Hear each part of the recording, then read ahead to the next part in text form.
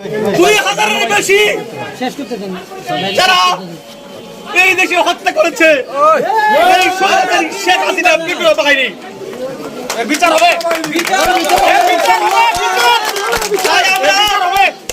এই আনন্দের দিনে আজকে আমরা আনন্দ করতে পারি না। তারা যে বলতো তাদের লাশের বিচার না হবে সে বলতো আমরা এই আনন্দ আমরা করতে পারি না।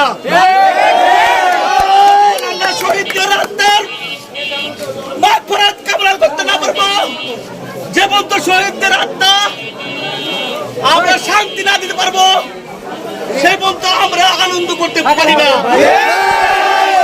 আপনাদের একটা করুণ কাহিনী বলতেছি, আপনারা অনেকে দেখেছেন রৌদ্র নামের একটি ছেলে পানি পানি করে বলতেছিল পানি লাগবে পানি, কিন্তু সে কি অপরাধ করেছিল?